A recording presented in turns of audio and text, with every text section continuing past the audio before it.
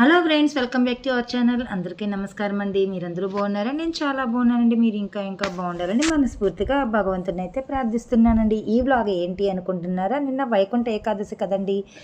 ఉత్తర ద్వార దర్శనానికి అయితే మేము గుడికి వెళ్ళామండి. ఒక గుడి కాదండి, 3 గుళ్ళకి అయితే వెళ్ళాము. ఎక్కడెక్కడికి వెళ్ళాము, ఏ గుళ్ళకి వెళ్ళాము అనేది వివరంగా ఈ వీడియోలో అయితే చూసేద్దాం రండి. ఎవరైనా మొదటిసారి కానీ మన ఛానల్ కానీ చూస్తున్నట్టయితే ప్లీజ్ లైక్ చేయండి, షేర్ చేయండి, సబ్స్క్రైబ్ చేసి సపోర్ట్ చేయండి. ఎన్నో సరికొత్త వీడియోస్ అయితే మేము ముందుకైతే వస్తాను. ఇదైతే భవన్నారాయణ స్వామి గుడి అండి. ఇంకా మా బాబు అయితే టెంకాయ కొట్టాడండి. ఆల్రెడీ ఇంటి దగ్గరే ఫిక్స్ అయిపోయాడు. వెళ్ళిన గుడిలో ప్రతి చోట నేనే టెంకాయ కొట్టాలమ్మా అని అన్నాడండి. ఇంక అందుకని పిల్లలు ఏదైనా ఒకటి ఫిక్స్ అయితే ఇంకా వాళ్ళు అంతే కదండి. ఇంకా బాబుతోనే టెంకాయ అయితే కొట్టించేసాను. ఎవరు కొట్టినా ఒకటే కదండి.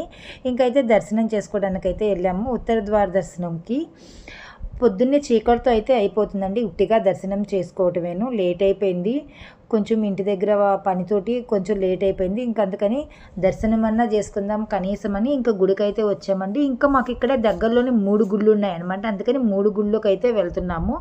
ముందుగా అయితే ఇక్కడ ఉత్తర ద్వార దర్శనంలో ఇక్కడైతే పెట్టిన అయ్యవారిని అయితే చూసి నమస్కారం చేసుకొని ఇక్కడైతే గోత్రనామాలతో అర్చన అయితే చేయించుకున్నామండి. మాకైతే ఈసారి లేట్ అయిపోయిందండి. ఎప్పుడు కూడా తెల్లవారుజామునే ఉత్తర ద్వార దర్శనానికి వెళ్ళే వాళ్ళము. కొన్ని పనుల మూలాన కుదరక లేట్ అయిపోయింది. ఇంకెక్కడైతే అర్చన చేయించేసుకున్నాక ఒకసారి ప్రశాంతంగా అయ్యవారిని అయితే చూసుకున్నామండి. స్వామివారిని చూసుకున్నాము. ఎందుకంటే అస్సలు రష్ లేదు, ఖాళీగా ఉంది. చాలా హ్యాపీ అనిపించింది. లేట్ అయినా కానీ స్వామివారి దర్శనం చాలా బాగా అయ్యిందని చెప్పని అక్కడైతే నమస్కారం చేసుకొని ఇంకా చిన్న వీడియో అయితే తీసుకున్నాము. ఎంత ప్రశాంతంగా ఉందో కదండి. అసలు గుడికి వెళ్తేనే మనకు ఒక పాజిటివ్ ఎనర్జీ అనిపించింది. ఇంకా అందులో ఖాళీగా ప్రశాంతంగా దర్శనం అయిందనుకోండి, ఇంకా చాలా హ్యాపీగా అనిపిస్తుంది కదా. ఇంకా ఇలా అయితే ఇక్కడ దర్శనం చేసుకున్నాక ఒకసారి చుట్టూతా కూడా ఎలా ఉంటుంది ఏంటనేది మీకైతే గుడి అయితే చూపిస్తాను. రండి చూసేద్దాము. ఇదైతే ఫస్ట్ లోపల అండి, గర్భగుడిలోకి అయితే వెళ్దాం ఫస్ట్.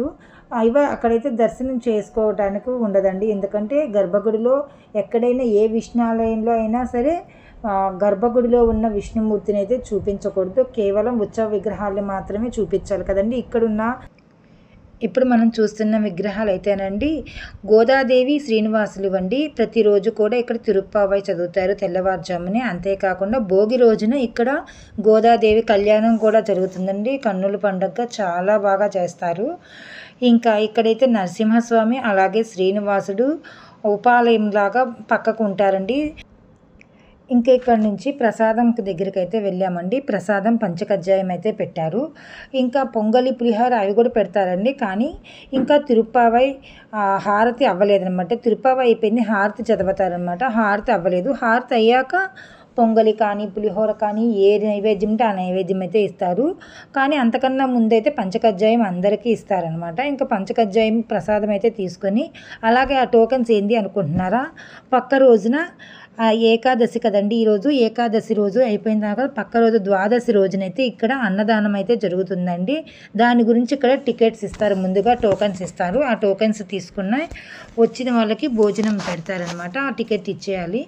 ఇక్కడ ఉండే ఇప్పుడు కవర్లు ఏంటి అనుకుంటున్నారా, ఈ కవర్లలో ఫ్రూట్స్ ఉంటాయండి. ఆ ఫ్రూట్స్ తోటైతే ఉపవాసం ఉన్న వాళ్ళందరికీ కూడా అక్కడ ఆ ఫ్రూట్స్ కవర్ అయితే ఇచ్చి ఆ ఫ్రూట్స్ని ఆ రోజంతా కూడా తింటూ ఉండవచ్చు అనమాట. తింటూ ఒక్కొక్క గంటకి ఒక్కొక్క పండు ఒక్కొక్క వాటర్తో అయితే ఒక రోజంతా వస్తాయన్నమాట. అలా ఫ్రూట్స్ ఇస్తారు ఉపవాసం ఉండే వాళ్ళకి.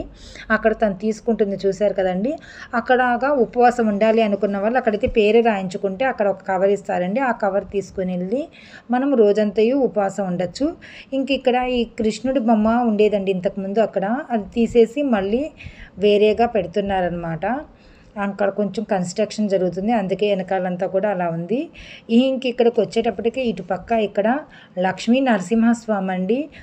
ఈ లక్ష్మీ నరసింహస్వామి దర్శనం కానీ అయ్యిందంటే మనకి ఎటువంటి రుణబాధలు ఉన్నా తొలగిపోతాయని అంటారు. అలాగే వెనక పక్కకు వచ్చేటప్పటికి శ్రీనివాసులు అయితే ఉన్నారండి. ఉపాలయము పక్కన ఉంచుదనమాట ఇది. చూడండి ఆ విష్ణుమూర్తి ఎంత అందంగా ఉన్నారో కదా. ఇంకా ఇది వచ్చేటప్పటికి బయట ముగ్గండి.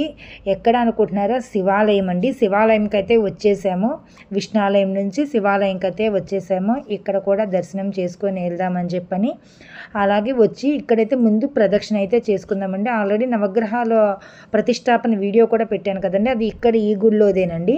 ఇక్కడ కూడా మా బాబు చెప్పాను కదండి, ముందైతే మా బాబాయ్ టెంకాయ కొట్టాలని డిసైడ్ అయిపోయాడు కదా, అలాగే శివాలయంలో కూడా ముందుగా మా బాబాయ్ టెంకాయ కొట్టేస్తానని చెప్పని టెంకాయ కొడుతున్నాడు. మేమైతే ప్రదక్షిణాలు చేసి వచ్చేసాము. ప్రదక్షిణాలు చేసినాక బాబాయ్ అయితే టెంకాయ కొడుతున్నాడండి. ఆ టెంకాయ కొట్టడానికి నానా అవస్థలు పడుతున్నాడు. ఆ టెంకాయ అస్సలు పగలటం లేదు, గట్టిగా ఉంది, తడిచిన కాయలాగా అనిపిస్తుంది. ఎంత కష్టమైనా వాడే కొడతానని చెప్పని చూడండి నమస్కారం చేసుకొని మధ్యలో మళ్ళీ టెంకాయ అయితే కొడుతున్నాడు.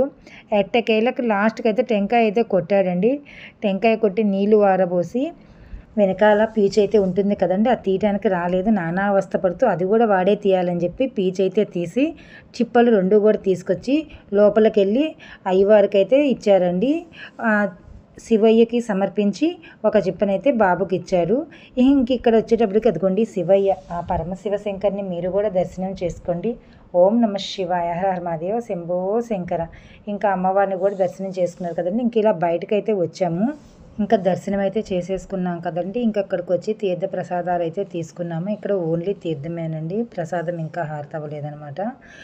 ఇంకా తీసుకున్నాక ఇంకా ముగ్గురం కూడా బయలుదేరాం. నేను, సిరి, మా బాబు ముగ్గురమే వచ్చామండి. మా వదిన వాళ్ళు అయితే రాలేదు, మా పెద్ద బాబు స్కూల్కి వెళ్ళిపోయాడు. ఇంక ఇక్కడికి వచ్చేటప్పటికి గోశాలండి, లోపలికైతే వెళ్ళలేదు. ఊరినే కొంచెం ముందుకెళ్ళి బయట నుంచే నమస్కారం చేసుకొని వచ్చేసాము. నాకు కొంచెం భయం అండి గోవుల దగ్గరికి వెళ్ళాలంటే. ఇంకా ఇటు వచ్చేటప్పటికి ఇంకొంచెం ముందుకు వచ్చేటప్పటికి మా దగ్గరలో సాయిబాబా గుడి కూడా ఉందండి. 3 గుళ్ళు కూడా ఇంచుమించు కొంచెం దగ్గరలోనే ఉంటాయి అన్నమాట.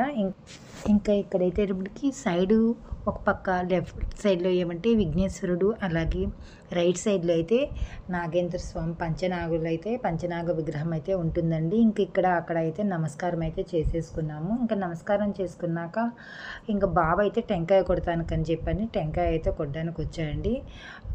మీకు నాగేంద్ర స్వామిని ఇది చూపిద్దాం అనుకున్నానండి, బై మిస్టేక్ కెమెరా సరిగ్గా పెట్టినట్లేను, నేను మీకైతే చూపించలేకపోయాను, సారీ అండి.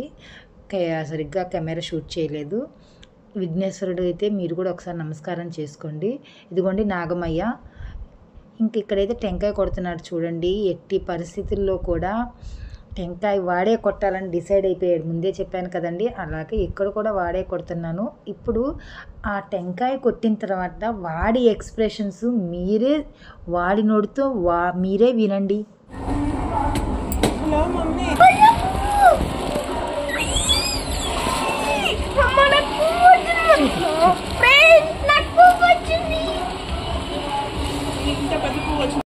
వాడి ఆనందానికి హద్దులు లేవండి. ఎందుకంటే మొట్టమొదట విష్ణుమూర్తి ఆలయంకి వెళ్ళాం కదండి, భవనారాయణ స్వామి గుడికి వెళ్ళినప్పుడు సిరికి అయితే టెంకాయలో మొలక వచ్చిందని చెప్పని చూపించిందండి, చిన్న మొలక వచ్చిందని. అది చూసి చాలా లక్కీ అని అందండి. అమ్మ మన టెంకాయలో రాలేదు అని ఫీల్ అయ్యాడు.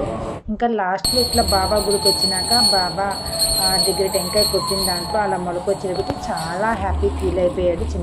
మీరు కూడా ఆ బాబా హారతి అయితే తీసుకోండి. ఇంకైతే మేము ఇంటికి రిటర్న్ అయ్యాం. మధ్యలో వచ్చేదారిలో అయితే గంగిరెద్దు అయితే కనపడింది, చిన్న షూట్ చేసాం. ఇప్పుడు సిరి ఒక చిన్న డైలాగ్ చెప్పేసింది, వినండి. మరో వీడియోతో మళ్ళీ కలుద్దాం.